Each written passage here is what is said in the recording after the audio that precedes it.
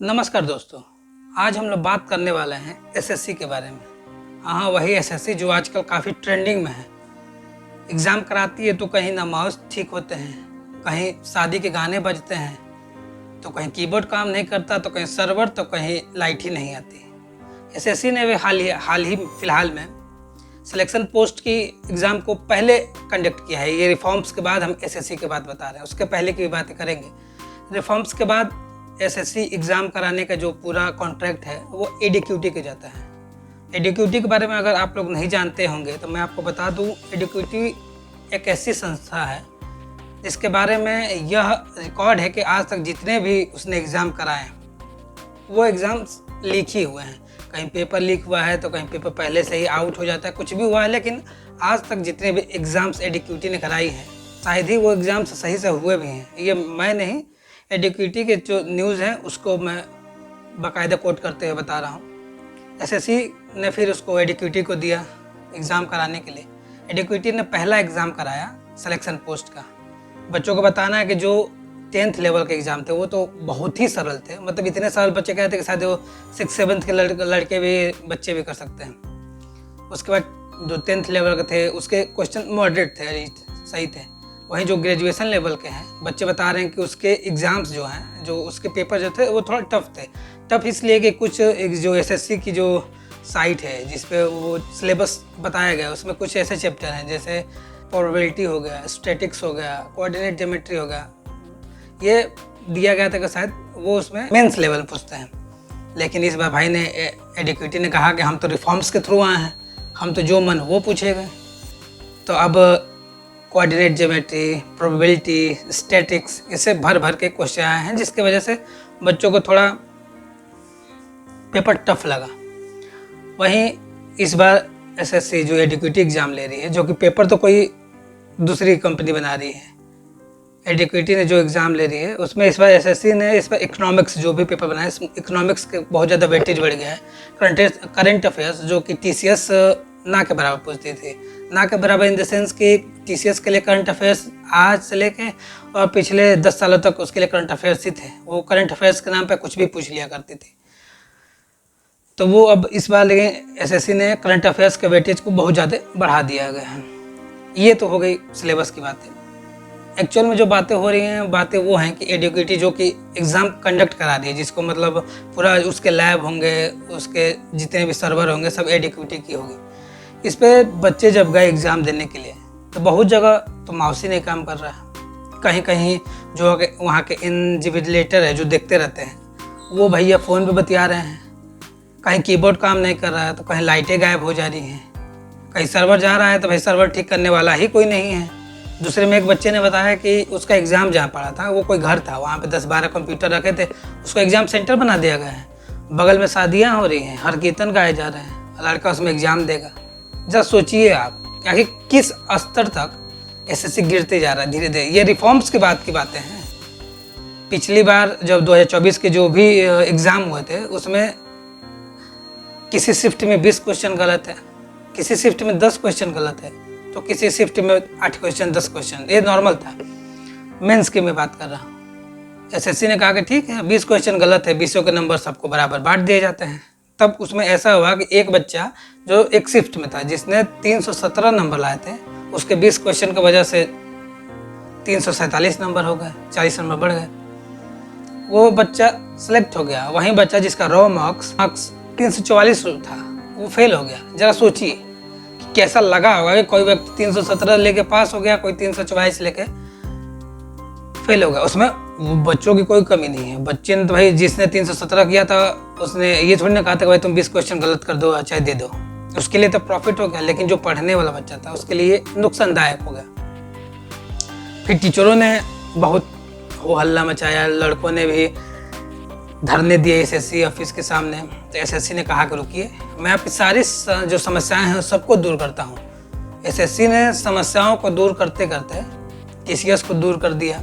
TCS में कम से कम ये था कि वो एग्ज़ाम सही से कंडक्ट कराती थी, पेपर लीक का डर नहीं था। हाँ, क्वेश्चन गलत थे, उसका नॉर्मलाइजेशन में दिक्कत था, तो जिसमें रिफॉर्म्स किए जा सकते हैं। लेकिन एसएससी ने दिमाग लगाया, कहा कि नहीं, हम बहुत बड़ा रिफॉर्म्स करेंगे। एसएससी ने टीसीएस को बाहर किया। फिर एडीक्यूटी को दिया। एडीक्यूटी के पास ना अपने लैब है ना अपने कंप्यूटर हैं। कहीं कहीं तो ऐसे आपको लैब के फ़ोटो मैं दिखा दे रहा हूँ आपको। लैब के फ़ोटो ऐसे हैं जैसे लगता है पनवाड़ी की दुकान है। भाई साहब नीचे दुकान चल रही है, ऊपर 10 कंप्यूटर है, वहाँ एग्ज़ाम हो रहे हैं, किसी के घर में एग्ज़ाम हो रहे हैं। कहीं कहीं ऐसा हुआ है कि बच्चों को 2-2 घंटे 1.5 घंटे लेट एंट्री मिली है। जरा सोचिए कि एसएससी के एग्ज़ाम 1 घंटे 1.5 घंटे लेट चल रहे हैं। कहीं कहीं ना चेक इन हो रही है ना कुछ। कहीं फ़ोन पे जो चेक करने वाला फ़ोन पे बतिया रहा है कि हाँ हाँ सब ठीक है, ये वो फलाना ढिमकाना। ये एग्ज़ाम है। अगर देखा जाए तो दुनिया में एसएससी एक ऐसी संस्था है जिसको बहुत लोग अंडररेट करते हैं। मुझे लगता है कि ये टॉप पे आनी चाहिए। बच्चों को भविष्य के साथ अगर कोई खेलता है, अच्छे से खेलता है, जिसको तुमको मतलब बहुत मीठा मीठा खेल के तुमको हम कैसे बर्बाद करेंगे, उसकी बात किया जाए तो एसएससी नंबर 1 पाएगी। अभी हालिया फ़िलहाल में जो बातें हो रही हैं, जैसे अभी एसएससी ने जो एडीक्यूटी को दिया है, एक तो उस पर पेपर लीक कराने का आरोप है। दूसरे में बच्चों ने जैसे बताया कि ना ही माउस काम कर रहा है, ना कीबोर्ड काम कर रहा है, सर्वर काम नहीं कर रहा, कहीं ना लाइट है ना पंखा है ना कुछ। वैसे एग्ज़ाम हो रहे हैं, चलिए ठीक है, ये लोग बच्चे ये भी सह लिए। उसके बाद पहले एसएससी जो टीसीएस कंडक्ट कराती थी उसमें 3 सेंटर्स भरे जाते थे, अभी भी 3 ही सेंटर्स भरे जाते हैं। जैसे कि आपका प्रेफरेंस क्या है, आप कहाँ जाना चाहेंगे, 3 जगह 3 शहर का नाम दे दीजिए, नॉर्मल था। टीसीएस उसी में से किसी एक में करा देती थी। लेकिन एडीक्यूटी के देखिए भाई साहब, हम तो रिफॉर्म्स के बाद आए हैं, आपको ऑप्शन दिए जाएंगे, आप 3 सेंटर भरिए, लेकिन हम देंगे आपको 4थे सेंटर पर। किसी किसी बच्चों को जो दिल्ली भरा है उसको देहरादून भेज दिए हैं, कोई राजस्थान भरा है तो उसको अंडमान निकोबार भेज दिए हैं। भाई जरा सोच के देखिए, कोई बच्चा 5 दिन पहले भेजा है कि हम चल रहे हैं राजस्थान का बच्चा अंडमान निकोबार जा रहा है।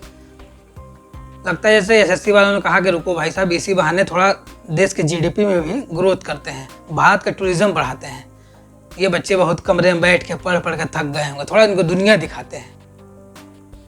अभी हालिया में जो सेक्शन जो पोस्ट का भी एग्ज़ाम चल रहा है, उसका सेकेंड डे का जो एडमिट कार्ड आया, उसमें भाई साहब जब लड़की ने एडमिट कार्ड डाउनलोड किया तो उसमें सेंटर का नाम था कि यहाँ सेंटर है, इस सेंटर पे है आपका, आप चले जाइए एग्ज़ाम दीजिए। लड़की वहाँ जाती है, जब एग्ज़ाम सेंटर से देखा जाता है तो जो सेंटर वाले हैं कह रहे हैं कि नहीं नहीं, आपका ए पे तो है ही नहीं है, आपका कहीं और सेंटर है। फिर लड़की एग्ज़ाम वो देखती है, एडमिट कार्ड ऑनलाइन चेक करती है। भाई साहब वहाँ एडमिट कार्ड में सेंटर अपडेट होकर कहीं अलग 200-300 किलोमीटर दूर उसका सेंटर पड़ गया है। जैसे सोचिए कि जो बच्चा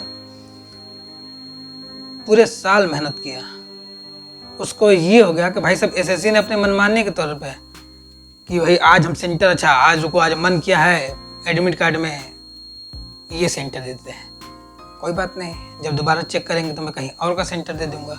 हमको लगता है जैसे कि एसएससी ऑफिस में एक कंपटीशन चल रहा है। भाई साहब गांजा पी के कौन सबसे ज़्यादा बकचोदी कर सकता है बच्चों के साथ। किसी ने कहा कि रुकिए, मैं ऐसे जगह सेंटर भेजता हूँ, मैं राजस्थान को अंडमान निकोबार भेज दूंगा। किसी ने कहा कि अच्छा तो मैं पनवाड़ी की दुकान पर सेंटर डाल दूंगा। फिर किसी ने कहा कि रुक जाओ भाई तुम लोग, अब तुम देखो मेरा, आज मैं सेंटर कहीं और डालूंगा, एग्जाम के दिन सेंटर बदल के कहीं और। मुझे लगता है कि तीसरे वाला भाई जीत गया। जिस हिसाब से एसएससी फिलहाल कर रही है, एडिक्विटी जिस हिसाब से कर रही है, ये अभी एसएससी जो एग्ज़ाम्स लेती है उसका मेन एग्ज़ाम भी नहीं है। मेन एग्ज़ाम तो सीजीएल और सीएचएसएल को ज़्यादातर लोग प्रेफरेंस देते हैं। अभी जब सिलेक्शन पोस्ट में ये हाल है तो भगवान जाने कि सीजीएल और सीएचएसएल में क्या होने वाला है, जिसमें सीजीएल में सबसे ज़्यादा फॉर्म्स भरे गए हैं। इसी को ध्यान में रखते हुए हमारे तमाम टीचर जो हैं, चाहे अभिनय सर हो गए, आदित्य रंजन सर हो गए, गगन प्रताप सर हो गए, या और भी बहुत सर, वो 31 तारीख को फिर से दिल्ली में धरना प्रदर्शन करने जा रहे हैं। इसमें सभी बच्चों से अपील भी किया गया है कि आप लोग उन्हें सपोर्ट करें जो बच्चे कर सकते हैं। वैसे एग्ज़ाम जो एसएससी का एग्ज़ाम है, जो सीजीएल वाला, वो 13 अगस्त से चालू है। अब देखते हैं क्या होता है।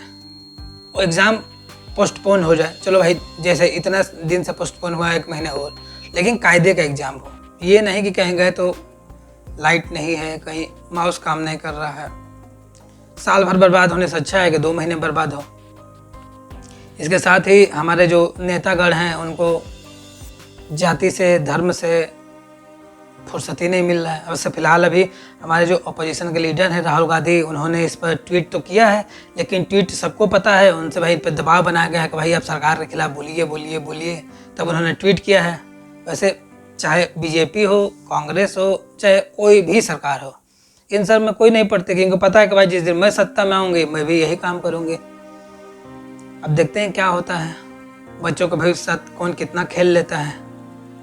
समय तो आएगा ही, बच्चों को भी वोट देने का अधिकार है ही, वो भी देखेंगे कौन उनके हित में है, कौन उनके हित में नहीं है। सरकार वही मंत्री नेता लोग अपने अलग जोम में घूम रहे हैं, किसी को किसी चीज़ से मतलब ही नहीं है, बच्चों को भविष्य से कोई मतलब नहीं। बच्चे आएंगे, वोट देंगे ही देंगे, हम जीतेंगे। वैसे भी जो फिलहाल जो सरकार है, उनके जो मंत्री हैं, वैसे भी वो किसी काम लायक नहीं है। उनको लगता है करो कुछ करो ना करो, जनता मोदी के नाम पर वोट दे ही देगी।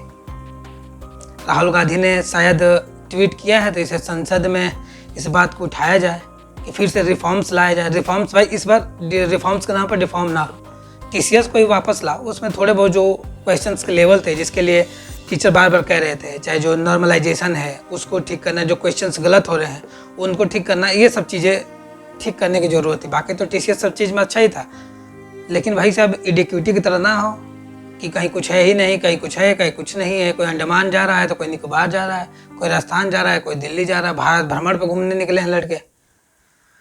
तो आप लोग जो 31 तारीख को होने वाला जो धरना प्रदर्शन है दिल्ली में, आप लोग सभी लोग उसके बारे में ट्वीट करिए।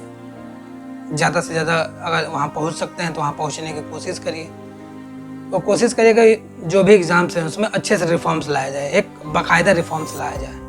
बस ये नहीं कि हाँ बच्चों ने कहा रिफॉर्म्स लाना है तो चलो टीसीएस को हटा कर, उससे भी हम मतलब ये हाल होगा कि अगर हम लोग गड्ढे में खड़े हैं तो गड्ढे से गिरने के बाद महागड्ढे में गिरे हैं रिफॉर्म्स के नाम पे।